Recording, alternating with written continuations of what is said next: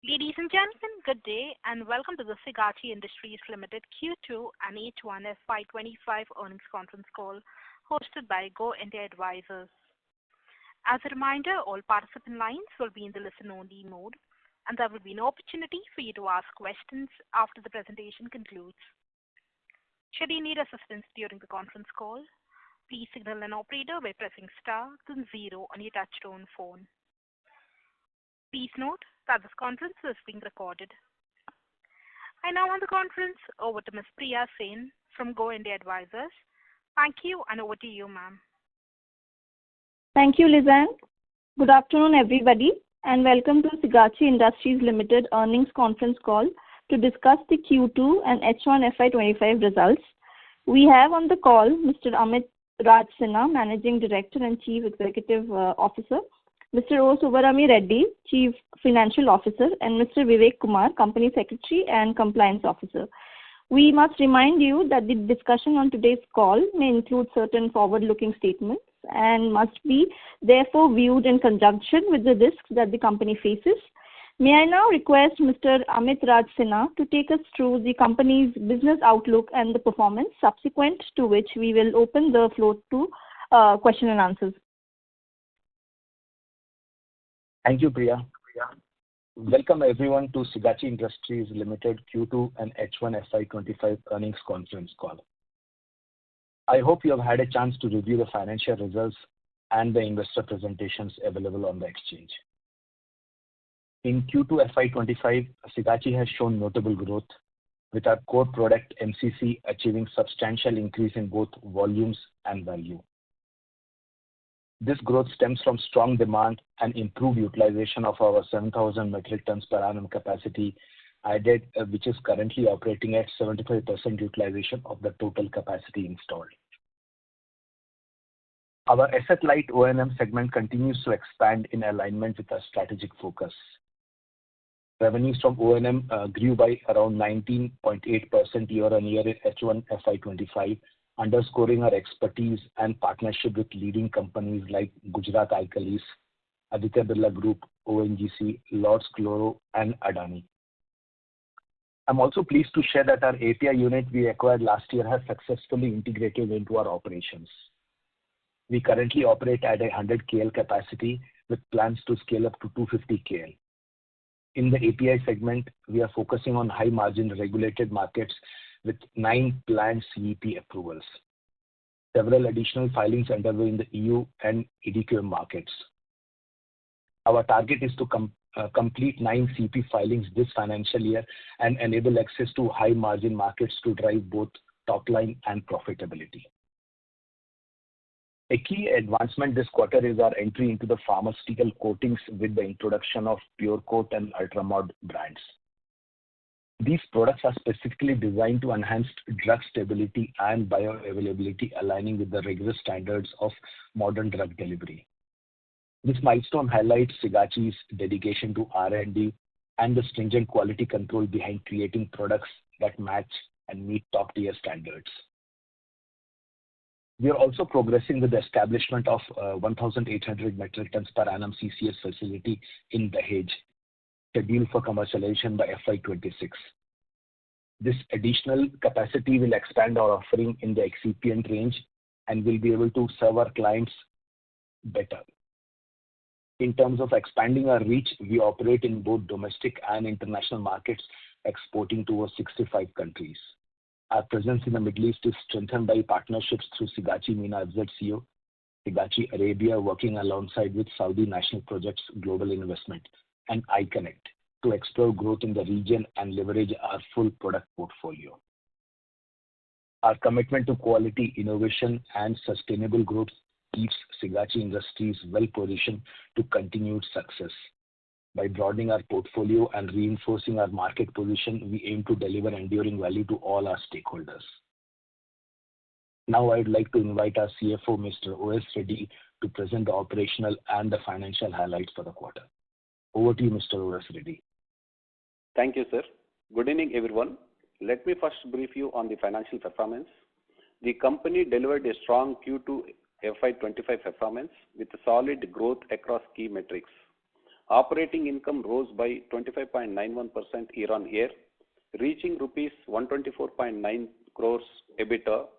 EBITDA also saw significant growth, increasing by 36.91% year-on-year to rupees 29 crores with a margin of 21.38%.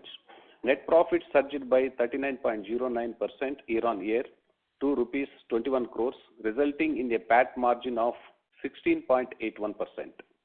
Building on last year's momentum, revenue from NCC increased by 15.35% year-on-year from rupees 149.72 crores to 172.69 crores. Revenue from the O&M segment in Q2FY25 grew by 21.08%, reaching to 10.51 crores. The API segment contributed rupees 8.25 crores to revenue in Q2FY25. As we continue executing our strategic growth plans, we are confident in achieving economies of the scale and enhancing the operational efficiencies, laying to the groundwork and sustainable growth and long-term value creation for our stakeholders. This concludes the presentation. We would now be pleased to address any questions. Thank you all. Thank you. Ladies and gentlemen, we will now begin with the question and answer session. Anyone wishing to ask a question may please press star and 1 on your touchtone telephone. If you wish to remove yourself from the question queue, you may press star and 2. Participants are requested to use handsets while asking a question. Ladies and gentlemen, we will wait for a moment while the question queue assembles.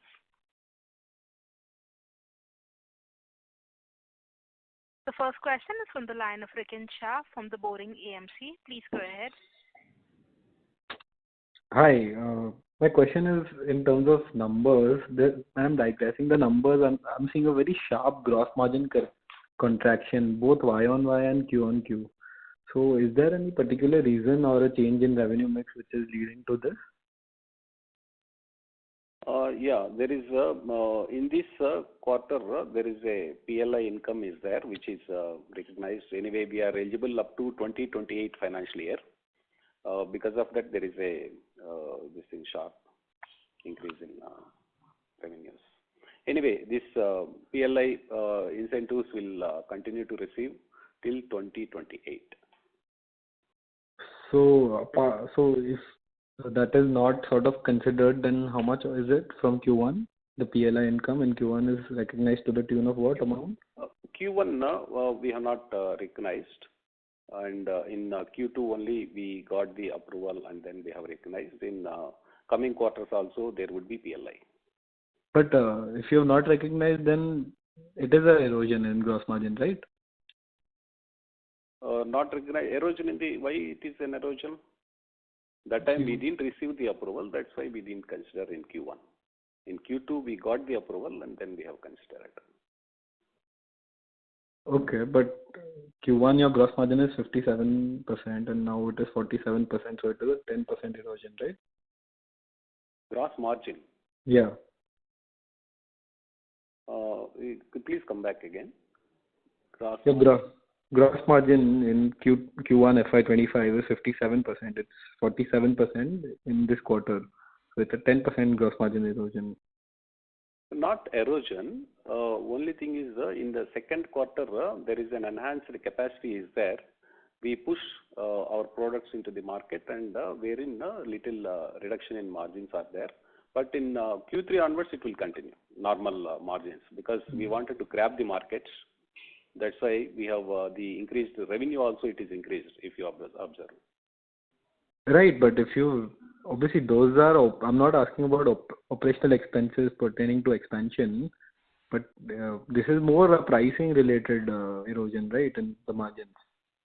Yeah, pricing also when you want to penetrate into the market, you have to compromise with the pricing. See, after grabbing the market, after once you penetrate and you get the market, your scale of operations will increase and then gradually we can increase the price and then it will go on like that. First, our intention is to get our bigger pie in the market share. So this should not continue from Q3 onwards. We should see some, We should see some mean reversion in margins? Yeah, there will not be any decline in margins. No, I'm not saying decline. I'm saying will we get back to what we used to do? So if we compare a Y-on-Y, we did 53% in Q2 of last year, and Yes. we've done 47 this year. So maybe the margins will move upward or they will stay the same. Yeah, margin will move upward. Margins will move upward only.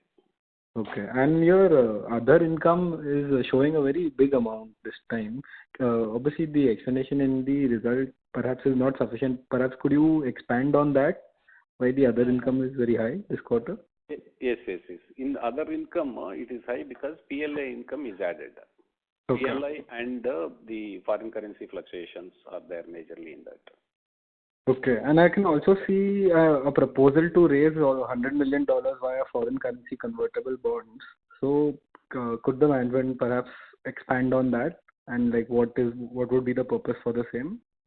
Yeah. This is $100 million on this thing. Overall, that is up to $100 million. There is a proposal. But Okay. this is this is as and when there is an opportunity, we keep on raising the funds, maybe 10 million at time or 15 million at time like that. But we are placing before the board, and then we have placed before the board and then got the umbrella approval. Once we get any specific opportunity comes, then again we'll put it. This is towards the acquisition of industrial lands for future expansion. This is to secure strategically located industrial lands for expanding the company's manufacturing and operational capabilities in India and outside India. And so that this will allow Sigachi to establish new production units, increase output capacity, and meet the growing demand in the products, and thereby market presence also we can increase. And also in Sigachi US also, the company proposed to set up a manufacturing facility because the transportation takes around 60 days. And also the freight cost is very high when we transport our goods from products from India to USA. And to reduce the time and the cost, we thought of we are proposing to set up a manufacturing facility in USA so that initially we can acquire industrial lands in USA. Thereby our presence in North American markets, tap into the local demand in the US, and also the benefits, the proximity to the customers, reducing lead times and logistical costs. And apart from this, we also expand our operations in Sigachi Arabia. Sigachi Arabia is a joint venture company owned by Sigachi MENA, which is wholly owned subsidiary company, which holds 75% and 25% held by S&P national projects, Saudi national projects. And wherein we wanted to increase our presence and our business operations.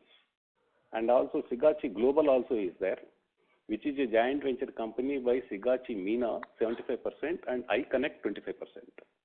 There also we wanted to increase the operations.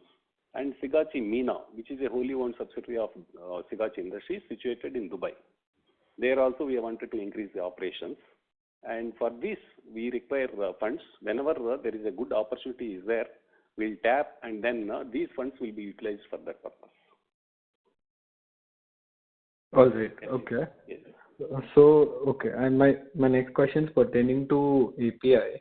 So API revenues have in H1 clearly inched upwards. They are now 8% of the pie compared to 4% in last H1. So what is the plan in terms of ramping it up, or maybe what kind of a share do you see API getting to in terms of the overall revenue mix?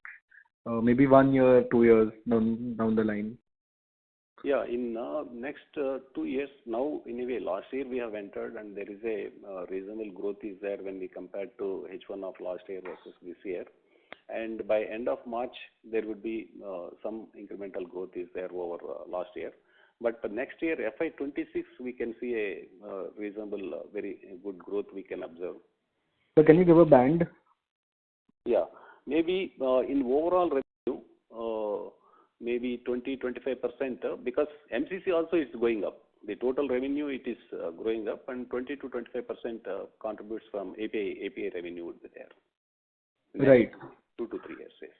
Right. But sir, you've not given any segmental margins, but is the Trimax part making losses right now, or it's Yeah, profitable? at present it is almost we are incurring losses there. But being initial, now we are identifying, we are going for the European licenses, European EDQM and CEP licenses. And US FDA is there for intermediates, and then we are trying for API also. And we are concentrating now on high yielding, high margin products. Thereby we can increase. Is the gross margin contraction more to do with API than contribution of API increasing? Yes. API also, that is it has contributed towards that. Mr. Shah, I would say it's a combination. It's a combination of grabbing more market share in the expanded capacity of MCC and a bit from the API segment, because we are still trying to work out the best product portfolio which aligns with our competencies and as much with the market demands. All right, got it. And so just last question from my end. In the other, like the allied segment, do we think we have sort of lagged by any chance based on perhaps the expectation we had last year? When we say allied, what is it that we are referring to? You mean no, not the O&M part, so the allied trades part in your presentation, revenue contribution, the food and the other segments. So I would say after our API acquisition, we have been trying to kind of strengthen that part because that is a high growth segment. So our focus has all been on the API growth part, and that is how we have not really been looking at the other allied part. Trading part, whenever there are synergistic opportunities, we do indulge in that, and that definitely adds up to margins because we don't have any additional fixed costs on that. But definitely API has been our focus. All right. That's it from my end. Thank you. Thank you, Mr. Shah.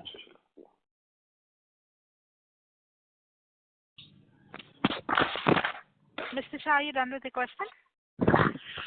Yeah, I'm done with my question. Yeah. Thank you. A reminder to the participants, anyone wishing to ask a question, may please press star and 1. The next question is on the line of Dipesh Sancheti from Mania Finance. Please go ahead. Am I audible? Yes. Yes, Audible, sir. please. Yeah. When do we expect the API unit to ramp up to 250 KL? Sorry, we didn't get your question. When do we expect the API unit to ramp up to 250 KL? So in the Q4, so by January 25, we are commencing the additional 150 KL expansion. That should take us around 9 months to 12 months before we have the full capacity in place for the additional 150 KL. So I would say that by Jan 26, we will be in a position to commence operations from the added capacity. And are we maintaining in our previous revenues and EBITDA guidance? On the API? Yes. Sancheti, can you please repeat your question?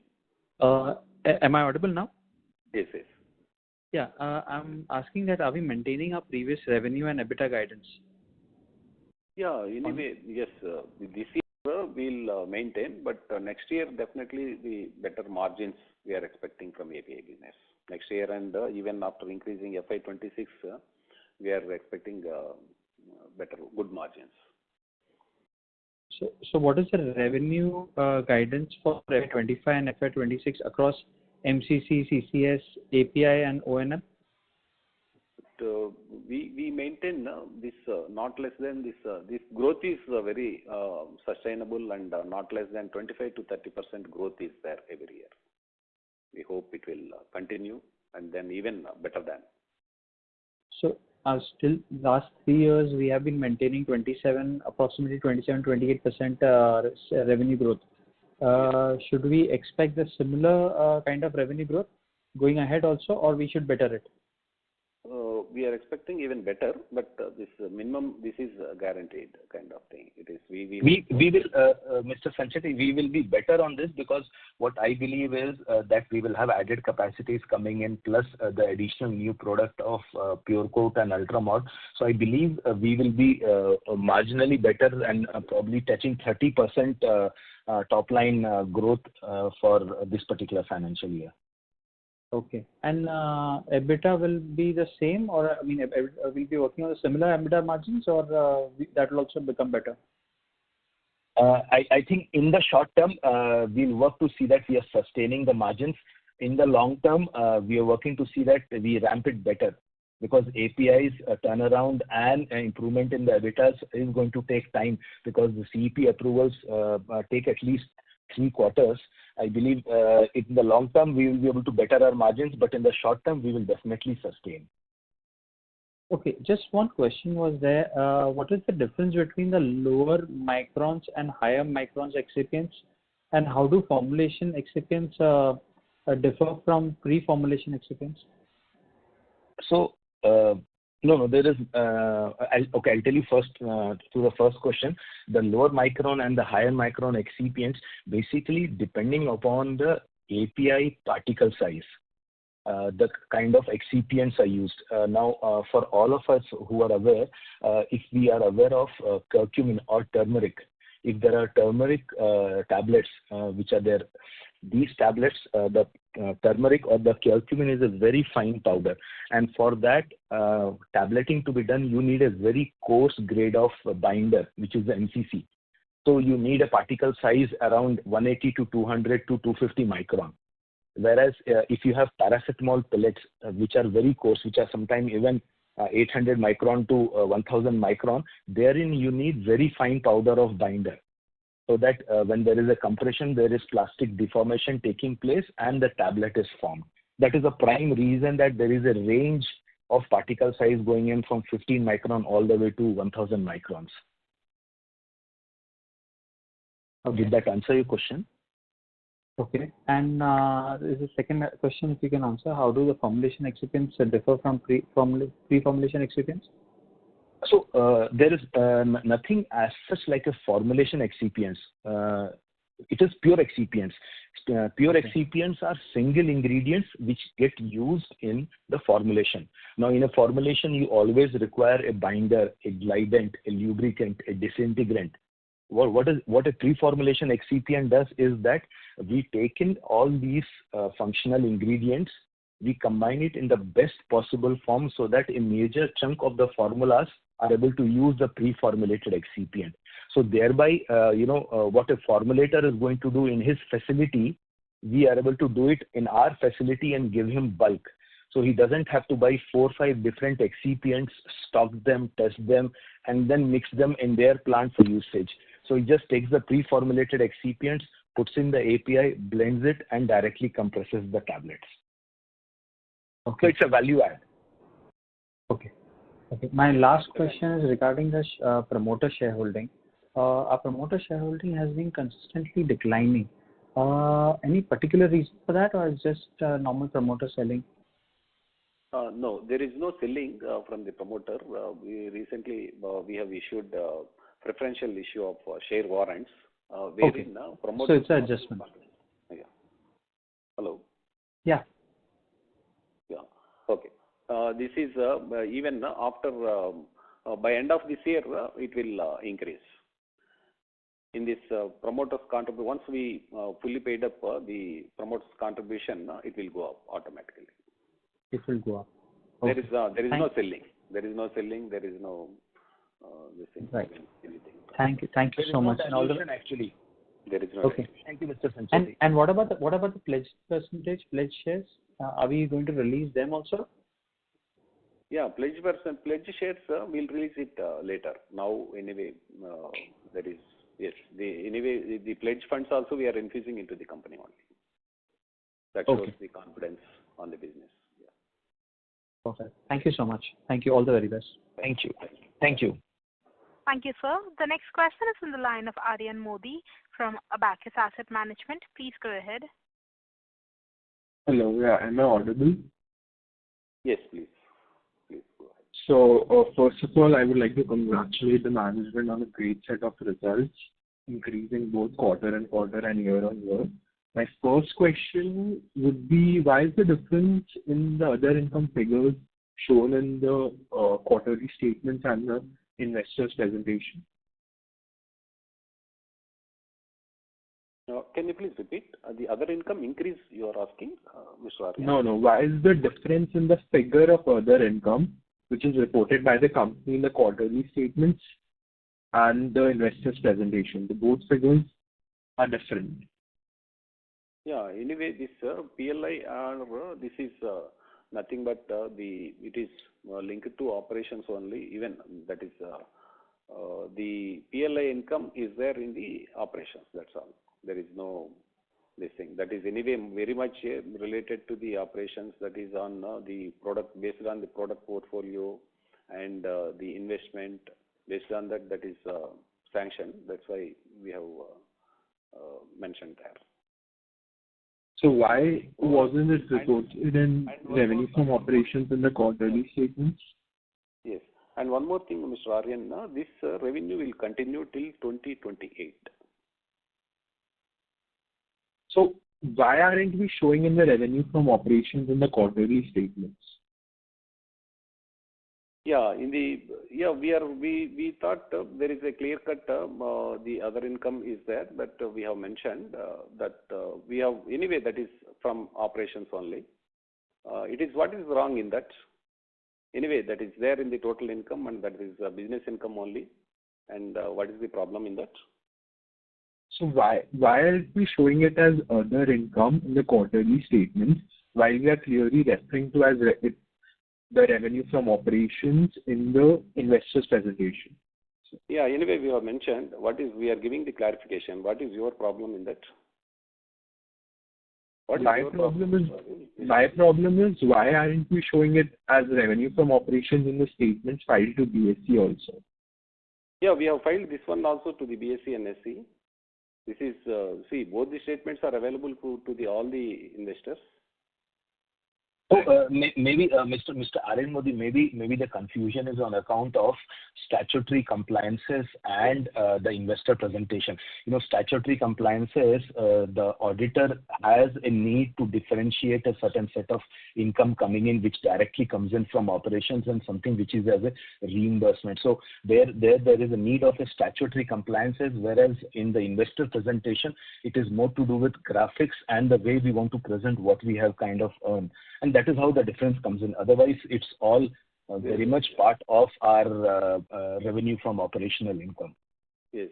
Anyway, we are completely transparent, and we are explaining it also. Yeah.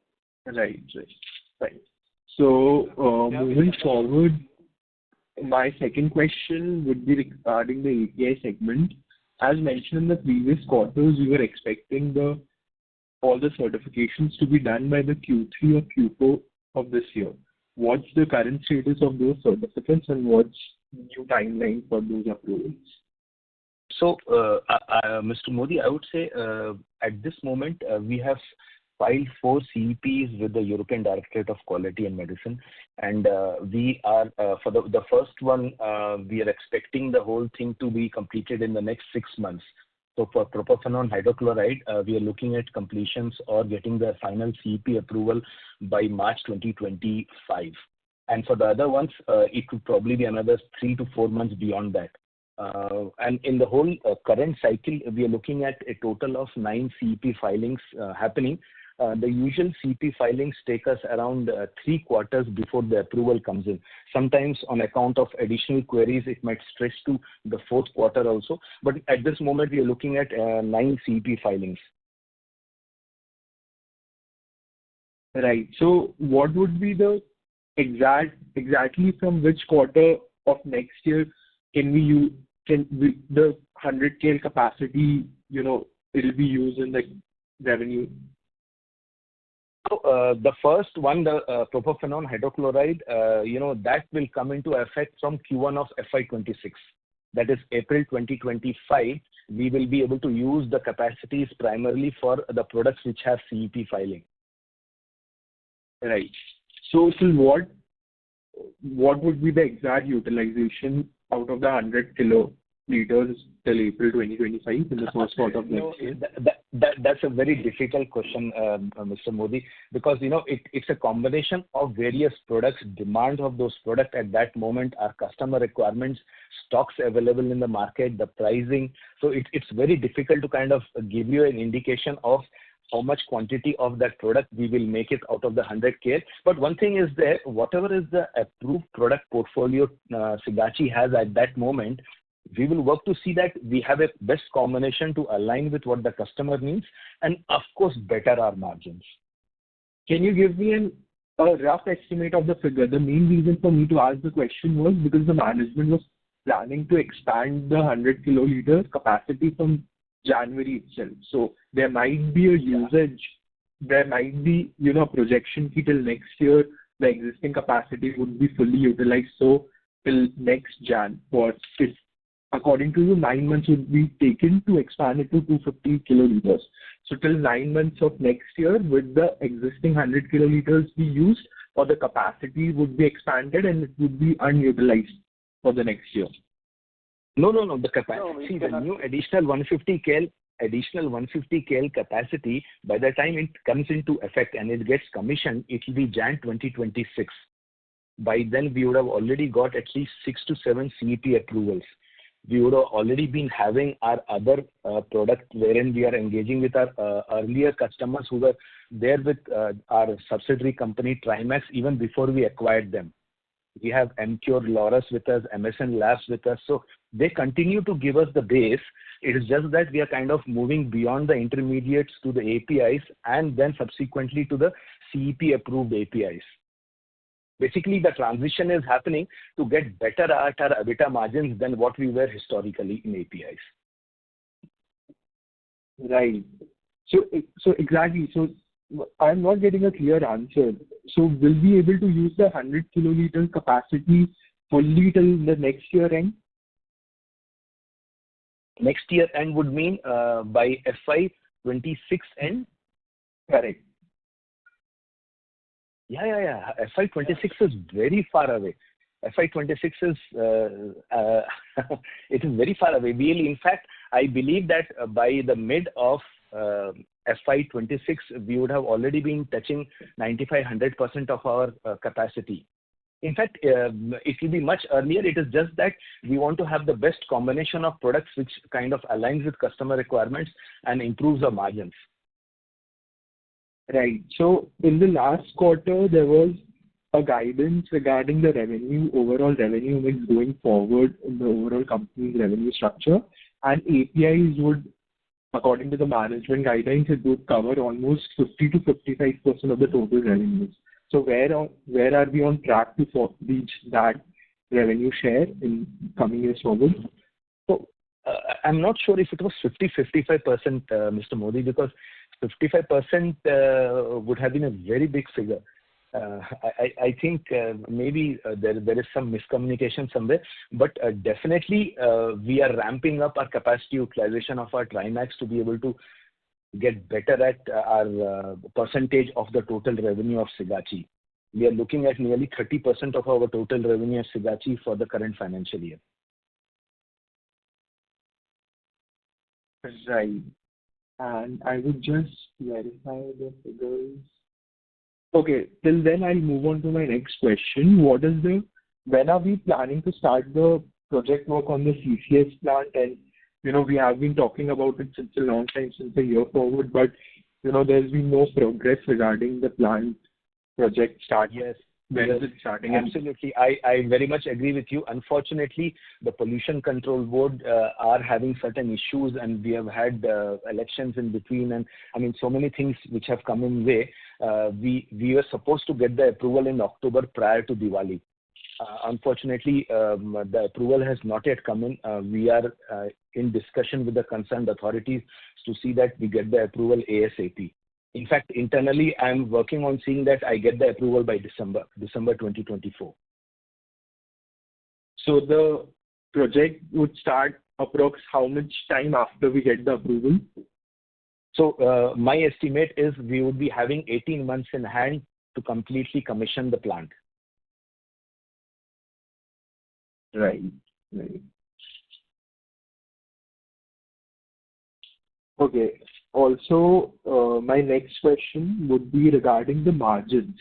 So, what would be approximately the margins which we are expecting in the API segment? And, what would be the difference, especially in the starting when we are trying to expand it, and later, once we have gained a sufficient market share, how would the margins differentiate from the start when we are trying to gain more market share, getting a bigger piece of the pie? So, in terms of margins at this moment, I would say they're not as healthy. But once we have our CEP approvals in place, I'm quite confident that we should be positive of the 20% EBIT margins. Our product portfolio is only having intermediates, and it doesn't include any of the approved CEPs list of APIs. Once we start exporting this to the regulated markets, I'm very confident of having 20% EBIT positive. Right. Well, yeah. So my last question would be regarding MCC itself. Basically, MCC overall globally is growing approx 10%, and we are growing approx 15 to 20% on the MCC part. So, where is we gaining the market share? Are we able to get the growth rate, or are we able to occupy the market share of the existing competitors because of better pricing globally? So it's a combination of both of your answers. It's a combination of grabbing the new market.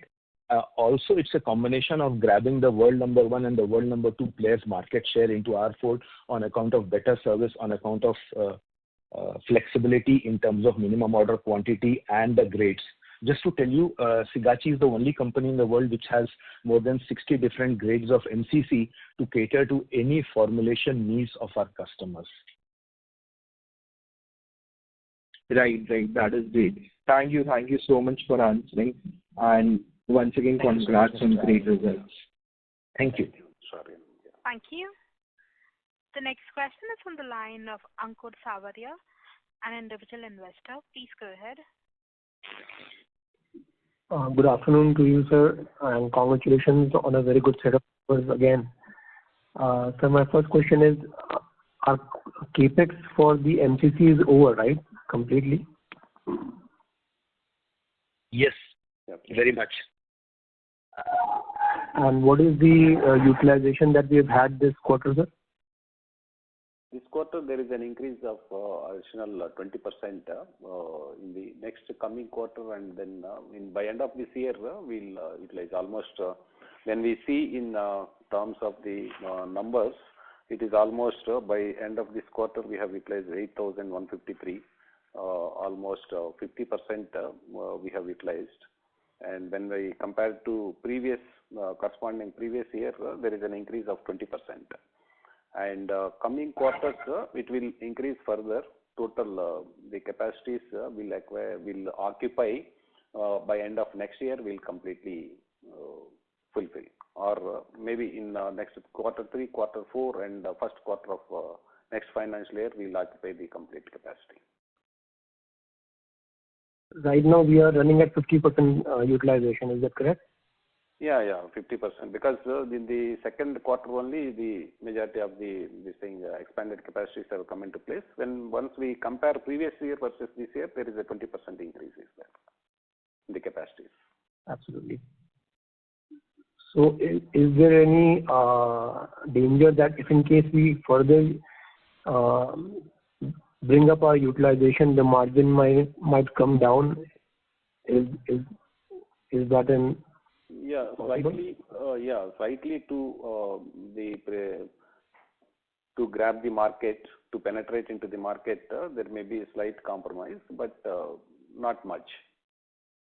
I would just like to add here, even though it would look as if the margins are coming down, that's only to penetrate and grab the market share. But eventually, with the increase in revenue and the cost remaining fixed, our margins will only get better. What you're trying to say is that maybe in percentage terms, the margin may look down, but in absolute terms, the profit will increase, right? Even in the percentage terms, it will increase. See, when I have to, let's just take an example. I'm trying to sell my product at 250 rupees a kilo, and the competition is selling at 240 rupees a kilo, and I need to get into that customer. So at this moment, to give an incentive to the customer to have an eventual change, I would probably give him a 10% discount, and I would eventually get in, build up my rapport, show my service, show my quality. And then as time goes by, I'll ramp up the capacity, I'll ramp up the pricing to be able to get better than what I was charging to him when I entered. And also, are we decreasing the price for our existing customers also, or only for the new customers? No, only for the new customer. Why would I decrease the pricing for the existing customer? My value proposition is so strong that I'm commanding a price which is better than the others in the market. Why? There would be no reason for me to drop my prices. So you are hopeful that you will decrease the price first, but later on the same customer will be willing to pay us more than what he was paying before to the other seller. Is that correct? Absolutely. Yes, absolutely, sir. This is how you bring forward your value proposition. Till the time they don't experience you, they don't value you. The moment they experience you, they value your products, they use your products, then they can't let you go. This is what is, bringing forward a value proposition with respect to your competition. Absolutely. Sir, as far as the other income is concerned, is it safe to assume that the amount of the other income that we're getting will approximately remain the same till 2028, or is it a factor of the volume of revenue that we do? Yeah, it is a factor of volume of revenue. Any additional on incremental sales, we are eligible for PLI, and then that will continue actually. It will only get better, I would say. Right, because if in case our revenue, as you say, will increase 30% year on year, so PLI will increase. Am I correct? Yes, only for particular MCC only, not overall 30%, not in APIs, not in O&M, only this is on MCC products. Right. And sir, since you have guided somewhere about 30% increase in the top line. Yes. So last year we did 400 crores, and approximately 30% would be about 520 crores top line this year, out of which we have done 220 crores in the first half of the year. So the remaining would be 300 crores for next 6 months. So we are hopeful that we'll be able to achieve 300 crores in next 6 months, sir. Yeah, we are hopeful better. Yes. We are hopeful. In the expanded capacities have come, and third quarter and fourth quarter also we do. So, very right, CFO. We are very hopeful because the expanded capacities will come into play. Our APIs will strengthen up, and our new product portfolio of Ultramod and Pure Coat will add up. So it will come back as additional revenues, and we are quite confident of touching our 30% growth for this current year. Very good, sir.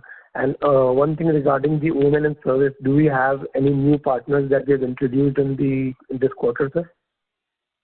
No, nothing at this moment, sir. Nothing at this moment. In fact, as and when we have a new partner being introduced, we will declare it to the stock exchange. This is a very slow process, and once it comes in, it's usually a 5 or a 10-year contract. So it's a slow process. I was hoping that in the MENA region, you were saying that there are a lot of people who are taking these services, and yes. Hopefully we'll get the contract. Yes, Mr. Ankur, you're absolutely right. MENA has been our focus, and because we have local partners present there, the penetration is as much easy. We are just trying to align opportunities with the risks there, so that effectively we stand to gain, and the growth is sustainable. Okay. Sir, my last question, or let's say second last question, if in case there's no one waiting. What will be the approximate promoter percentage once we have fully paid up our preferential share? Around 48% will come, 46 to 48. 46 to 48. And one final question that I had is, sir, that since as a company, what I see is that we are trying to grow in each and every segment that we have, let it be MCC, API, CCS, women, and you, time and again, I think you require funds to grow as well. And that might be the reason that you are looking forward to raising funds again. So don't you think that if in case what would be the structure of, can you explain the structure as to when we raise funds through unsecured or foreign currency convertible bonds? Will we also liquidate will we issue new shares to them, or how will it take place, sir? Yeah. Ankur, CFO, I'll just put in my bit, then you can add in. Ankur, here it is such that we are not really trying to expand across everything. MCC has been our cash cow, and we continue to be number one in India and among the top 5 in the world. So naturally, I would like to continue to grab more market share and grow my presence. That's number one. CCS is very complementary. It's also a form of cellulose, and anybody who buys MCC has to buy CCS. So it comes in very complementary. We have the chemistry with us, so that is how we are expanding. Now, the third part which comes is the APIs. Now, when I'm giving most of my formulator customers the pre-formulated excipients, I'm giving them the binder, I'm giving them the CCS, it is but natural that I want a bigger share of his wallet, and I offer him the APIs. So this is how the APIs are coming. So all these are very complementary in nature, that we are kind of expanding our facilities and aligning with the regulatory licenses to be able to grab more market. So this is the overall scene of things. Now, in terms of getting FCCBs in place, at this moment, we're only taking an umbrella approval because it's a big process. RBI approval comes in, SEBI approval comes in, shareholder approval comes in. As and when we need these funds to be able to take it into the company for growth, we will look at it. It is just that it's an umbrella approval at this moment. And it's a long process, and you have a merchant banker and all. This is being looked at. It's nothing else. So I'm not saying that the decision that you're taking. Yeah. Okay. So go ahead, sir. CFO, you might to add in anything which I've missed? Yes, sir. That's fine. All points covered. Anything you want any clarification, Mr. Ankur? Yeah, what I'm saying is, sir, I'm not against the kind of growth that we are targeting. And I'm sure that whatever decisions you are taking, you are in a much better position than an outsider to take best decision possible for the company. What I'm asking is that the fund we are raising, right? Time and again, when we try to raise funds, the share price always comes under pressure. So the umbrella that you are trying to build, is it when we issue unsecured convertible bonds or something, do we also issue them a share, or it is like a loan that we get from banks? What I'm not clear about that.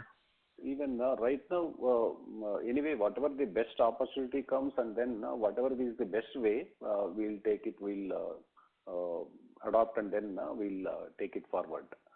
As of now, for this FCC, and for this FCCB also, there will be a coupon rate. There will be a coupon rate which we have to service. So it is not that we are raising all of this immediately today. Like I said, it's just an umbrella approval, and we look at it as and when we have needs to be able to, strengthen and capitalize on what we want to do further in the business. Okay, sir. That's all from my side. Thanks a lot for answering my questions, and all the best in future, sir. Thank you. Thank you. The next question is from the line of Hardik from Alpha Plus Capital Associates. Please go ahead. Hi, and thank you for the opportunity. What are the current pricing trends and future outlook for MCC and wood pulp markets? Hardik, you are asking pricing trends? Yes. In wood pulp and MCC markets, yes. Yeah, both are incremental this thing. There is a chance to rise both sides, but whenever there is an increase in wood pulp price, we can pass it on to the customers easily. And moreover, we have a very good plan in the procurement of the wood pulp. 70% of our annual requirement, we'll place it this AMC kind of thing. Annual contracts we'll enter into, and 30% we'll go for opportunity purchases. Whenever there is a drop or there are drops in prices of wood pulp, we'll procure from outside also. If there is an increase in prices, then we'll take it from our annually agreed quantities at agreed prices. And even though if we acquire at competitive prices or pre-agreed prices, any increase we'll pass it on to the customers. Both Okay, the trend is always, it is increasing trend only because of inflation or because of the market strategy or trend. It is an increasing trend only. Okay. And are there any new capex plans anticipated over next 2-3 years? Under capex plans, one is API expansion is there and CCS expansion is there. And as and when there is a need, definitely we'll go for additional capex. We'll see the cost benefit analysis. If it is at the best interest of the company, really it is going to help us, then we'll tap that opportunity by incurring capex. So, Mr. Hardik, here, I'd like to just add, considering that we are looking at 50% of our new capacities being utilized in MCC by the end of March 2025, and the fact that we need 18 months for turning around a new capex of MCC, I believe that very soon we should be at the drawing board to look at an additional capacity for MCC, because our consumption of the new capacity is going on track and going at a good speed. So probably if you have a horizon of 2 to 3 years, beyond doubt, we will be looking at adding more capacities of MCC, and for that there will be a reasonable amount of capex. All right, that's helpful. And lastly, can you highlight some of the key products in our API segment?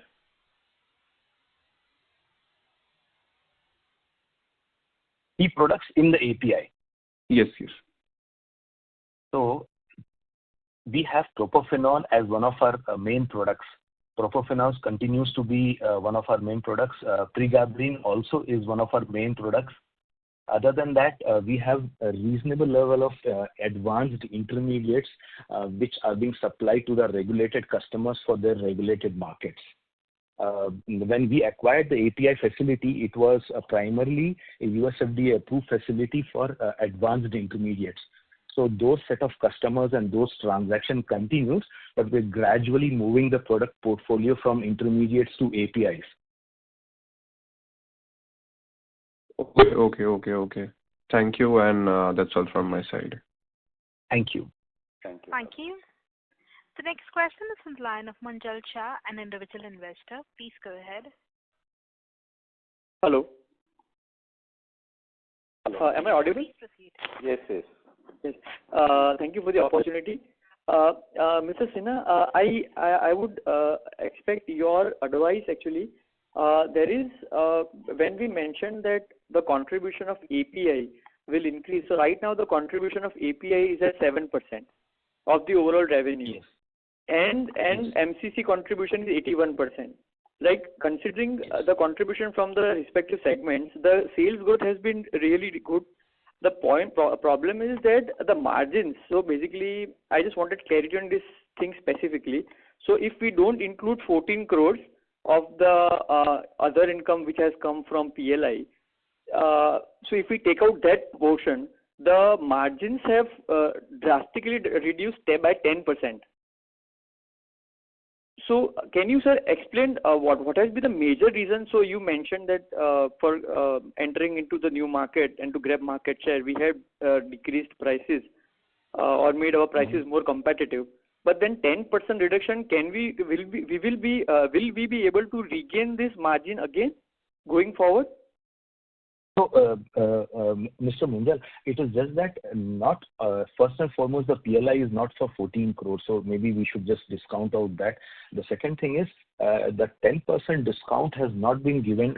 It's a combination of a lot of consolidated balance sheet wherein we have, of course, given discounts to be able to enter new markets for our expanded capacity. The second thing is on our API front facility, there are losses which we are adjusting. So there also the margin drops. Over and above that, we have three, what do you call, entities in the Middle East, the Sigachi MENA, the new joint venture at Saudi, and another one at Abu Dhabi, the Sigachi Global. So all these there, the revenue stream is still not started ticking in. So these are all costs which are adding up and reducing our effective margins. So, sir, this will be on the operating level, right? I am talking about the gross level. So, basically, when we reduce like raw material and traded goods from sales. So, I'm talking about the gross margin right now. Yes, Mr. Munjal, Okay. This is the gross margin. Even API also affects the gross margin, and our Dubai entities also, because it is a newly incorporated entities, there are initially it's not making profits. Which affects gross margins only. Both, even any gross margin is material costs is there in API, and once it increases, when there is a thin line between the sales and the cost, then obviously the profits there we are incurring losses at present. That is the reason there is gross margin have come only 47%. Okay. Whereas, yeah. Okay. And sir, then to the next question is that, sir, our employee expenses and the other expenses have substantially increased. So like the employee expenses have gone from 14.5 crores to 18.5 crores. That is I'm talking about year on year. And the other expenditure has moved from close to 17 crores to 23 crores. So this is like considering 40% increase in this cost. So, sir, if you can just help me understand the increase and throw some light on the same. Yes. The employee benefit expenses, as a percentage, if you see, it is almost around 14% is there on top line. Both even last year when it was 14 or now it is 18. And in other expenses, the major part goes for freight expenses. When there is an increased freight expenses, obviously that expenditure is going up. That's why we wanted to set up our plant in this manufacturing plant in USA to reduce this cost to this cost and the logistics cost and even the time gaps also. And wherever there is an increase in the expenditure, that will pass it on to the customers.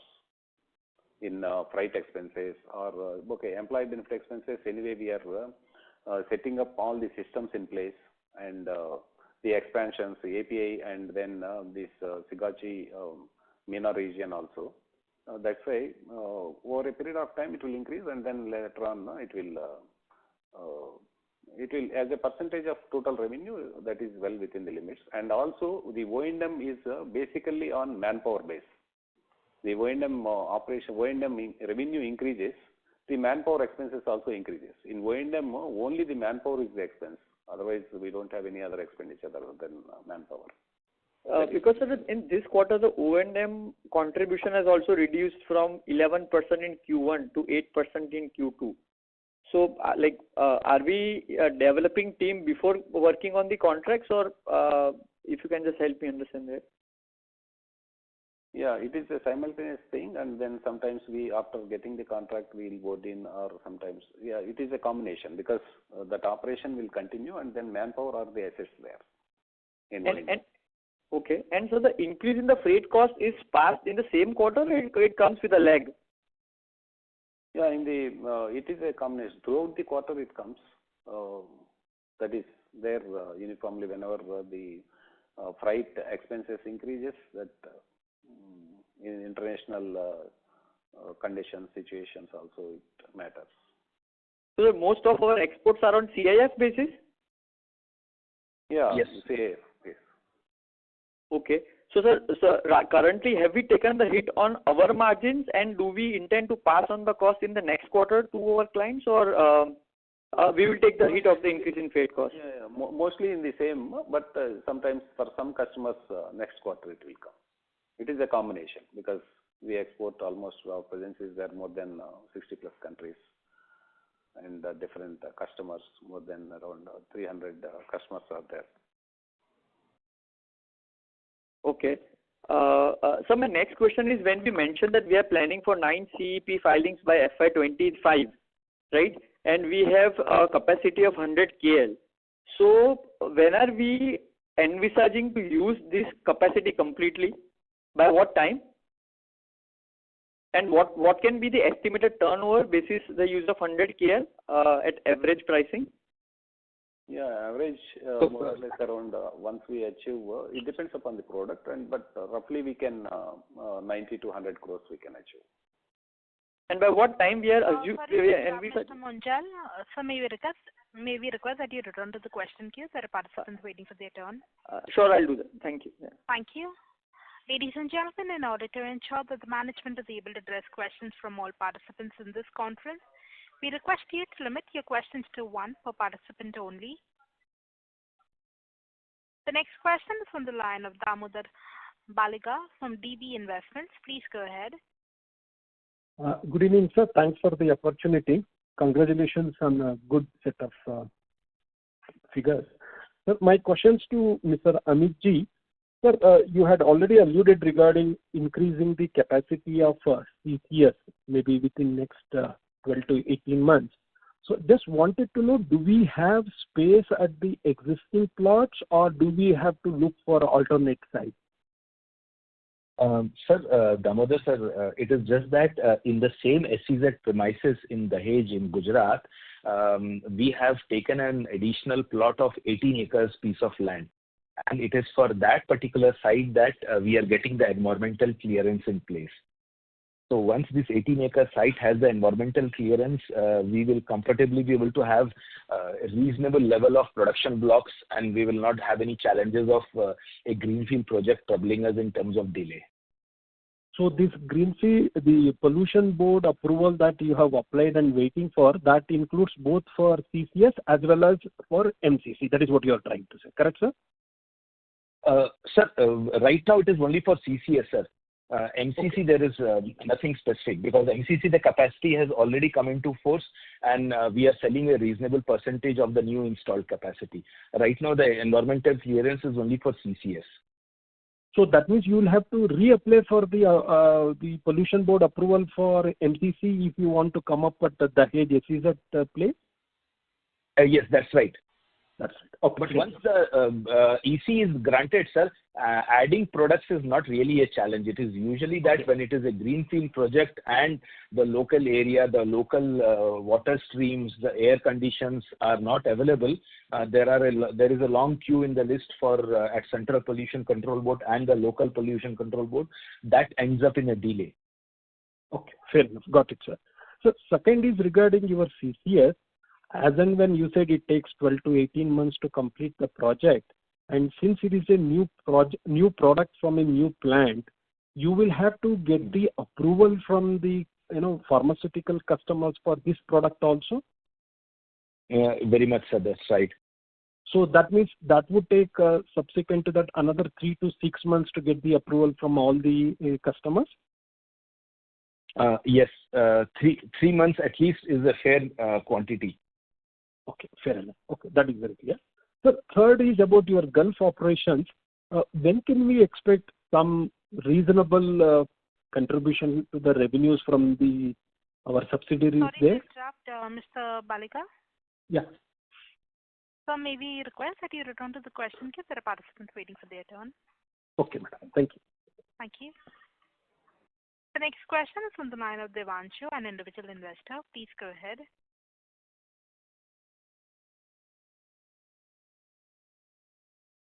Devanshu, your line is unmuted. Please go ahead. As there's no response from the current participant, we'll move on to the next. That is from the line of Ashish from North Bridge Capital. Please go ahead. Yeah, good evening to the management. Am I audible? Yes, sir. Please proceed. Yes, Yeah, Mr. Ashish. Please. Yeah. My question had to do with the Pure Coat and Ultramod. I was a bit late to the call. Could you just reiterate what the plan was for these two products? And what is the CapEx, if so, and what is... Yeah, please. Yes. The CapEx, Ashish, the CapEx is all in place. We have commenced operations, and we are sampling at this moment and giving it to our same customer base who are taking our MCC excipient for taking trials on their tablet coating. Okay. So just to understand, sorry, this is my second question, but is the product similar to a cellulose base, or when was the capacity really put in place? The product is not similar to a cellulose base. Our primary product, or the cash cow, is MCC, which is microcrystalline cellulose, which is technically called a binder. Now, what we are doing is, when we were selling MCC earlier, we were selling the core of the tablet, the main body of the tablet. Now we are selling the coating of the tablet. That is how the difference is. No, but when was the capex for this put in place? So this capex was put into place along with the expanded capacity of our Dahej plant in MCC. Okay, so the 7,200 MTPA expansion, at the same time, this was also conducted. Yeah. In the same block, we set up a separate block for the expanded capacity of MCC, and in that we had segregated a different floor for the coating section. Okay, got it. So as of now, the main two expected capex is the CCS 1800 MTPA and the 150 kiloliter API, right? Absolutely, Ashish. You're right. Okay, so one question, sorry to extend. Mainly, so as per my understanding, you had more of a push strategy to gain market share this quarter. So what was the realization for MCC this quarter? This quarter, the realizations are around 212 rupees per kg. Okay, got it. Thank you for taking my questions. Have a good evening. Thank you, Mr. Ashish. The next question is from the line of Purushottam from Volkswagen ITS. Please go ahead. Hello, am I audible, sir? Yes, sir. Please proceed. Hello. You are audible, please. Yeah. Good evening, sir. Good evening to CFO and Amit, sir. So first of all, congrats on posting such robust performance in this tough Q2 time. So first of all, my question to Mr. Rajiv. After the quarter one, the company has given a document on the exchange regarding the $180 million revenue visibility from the Saudi JV. So where are we on that? Because I might have... Yeah. Yes, sir. Actually, I joined the call a little bit, so I might have missed some part. That's why I'm asking. No issues. We're very happy to answer your questions. So unfortunately, our joint venture partners and we are still trying to grab markets which has got a reasonable mix of being sustainable and a reasonable level of risk. I mean, there are opportunities there in Saudi, but we are just trying to work out and have a fair mix of opportunities which remain sustainable and are risk balanced. So on account of that, we have let go certain opportunities and we didn't really look at them because we didn't feel that we were in a position to be able to execute those orders, tenders, products in line with those stipulated norms.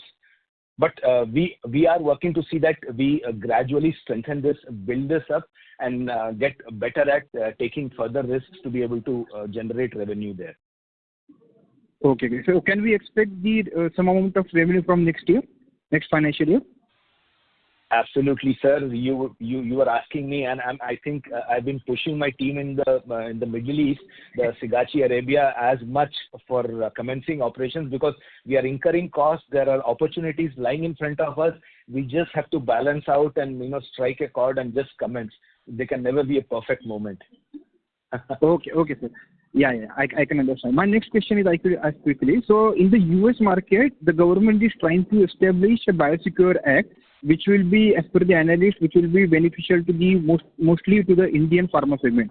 So can we get, since we are working in pharma also, so can we get some advantage of this Biosecure Act? Any comment on this, Amit sir? Yes, you're right, sir. We are expecting better, support in terms of our pricing and absorption of volumes in the US market on account of this. Okay, thank you. Sir, my next question I will ask to CFO quickly. So after quarter two, you said that at the end of this financial year, we will be a debt-free company. So are we on the track of debt-free, or any comment on this, sir? Yes. We are on the track. Yes. Okay. My next question is since we are giving the sample regarding our the new tablet coating. So when shall we expect revenue from this year or maybe from the next year, Amit sir? So, Mr. Purushottam, we expect certain level of revenues to come in from the nutraceutical segment in this financial year itself. But any segment would at least take in at least 3 months of stability data before the customers come back to us. So I'm expecting that probably by Jan or Feb, we should have some trial orders coming in on a reasonable quantities from the nutraceutical customers. Okay, sir. Thank you, sir. My second last question is related to the margin front. So you have given the revenue guidance of 30% for this whole year. So what will be the overall EBITDA margin? Can you give some comment on this? Yeah, we hope we'll maintain the EBITDA margins. So what will be the percentage, approximate percentage? Yeah, that is around 21-22%. Okay. Thanks a lot, sir, for giving me the opportunity. I am actually a retail investor of this company, and I am a really admirer of Mr. Amit Raj Singh and his personality and his achievement, and I am a great follower of him on LinkedIn also. So all the best to you and the Sigachi team also. Thank you. Thank you very much, Mr. Purushottam. I wish you good luck. Keep working hard and keep rising. Yes. Thank you, sir. Thank you. The next question is on the line of Damodar Baliga from DB Investments. Please go ahead. Sir, my last question, since you have already answered regarding the Gulf operation, so we could expect some revenues in the next financial year. So my question is regarding the Trimax investment. So when it was acquired, we were given a target that we will do around 40 crores in FY24. And then in FY25, it was expected to do around 80 crores. But if you see, as on H1 of this financial year, we have done only 18 crores. So at the most, we can reach 40 or 50 crores during the current financial year. So my question is, I know there are a lot of delays and hindrances in getting the approval from the regulatory authorities. So what gives you confidence to go ahead and increase the capacity from 100 KL to 250 KL when the current capacity, which can yield, I think, as CFO had said, 90 crores or so. So we are not even utilizing hardly 50% of that capacity. Mr. Damodar, you're absolutely right. The catch point is that at this moment, there are uncertainties, but our horizon is so large and so big that if we don't look at an additional capacity, and when we have 9 CP approvals coming in by the mid or end of the next financial year, we will be high and dry. And we will have approvals in place, but we will not have capacities to cater to the regulated market for those CEP approvals. So it is in very fair this thing, rather than doing it at the nth moment and building up capacity, it's good to have couple of quarters before and build up the capacity so that when auditors come to inspect an audit, the audit passing the percentage also is 100 out of 100. There's nothing else behind this. It is just giving us the confidence that yes, our API vertical is very much on track, and we are on track to be able to complete all the expansion and the approval simultaneously. Sir, in case if we get the approval by this year end, as you had mentioned, the customers would take some more time to approve our facility as well as our product, right? It is not that customers are going to come at it again. Once the CEP approval comes in, most chunk of our regulated customers would immediately go in for sampling and stability of their formulation. And once the stability is done, they would meanwhile they would come for a customer comfort audit and subsequently start trials. So that would minimum take 3 to 6 months, no, sir? No, sir. I would say it is not as much. Once the CP approval comes in, it is far quicker, sir. No, why I'm asking so many questions in that? No. You're most welcome, sir. Don't worry. No. The reason is some of your projections for this Trimax have not been met. I don't know, whatever, the delays and something you're not accounting. So worry is, since it is, in fact, pulling down the consolidated revenue, the profitability. So just wanted and eager to know how fast you turn it around. So when you start doing the additional capex to increase the capacity, then the depreciation and interest will also add, whereas we may not be utilizing the capacities. So that is the worry. So are you confident at least before you have the new capacity, the existing 100 KL capacity would be running at full utilization? Very much, sir. I am very confident of this statement. There are no second thoughts about it. And as and when you are running at 100 KL, you should be doing EBITDA of 10% plus, right? 10% plus. If the moment I have the regulatory approvals of CEP in place, I am confident of achieving a 20% EBIT margins on these. Okay, sir. Thank you very much for the opportunity and wish you all the best. Thank you, Mr. Damodar. My best wishes to you too. Thank you, sir. Ladies and gentlemen, that was the last question. I now hand the conference over to Mr. Amit Raj Sinha for his closing comments. Thank you. Thank you all for participating in this earnings con call. I hope we were able to answer your questions satisfactorily and at the same time offer insights into our business and the growth. If you have any further questions or would like to know more about the company, please reach out to our investment relation managers at Go India Advisors. Thank you and have a wonderful evening. Thank you, members of the management team. Ladies and gentlemen, on behalf of Go India Advisors, that concludes this conference. We thank you for joining us, and you may now disconnect your lines. Thank you.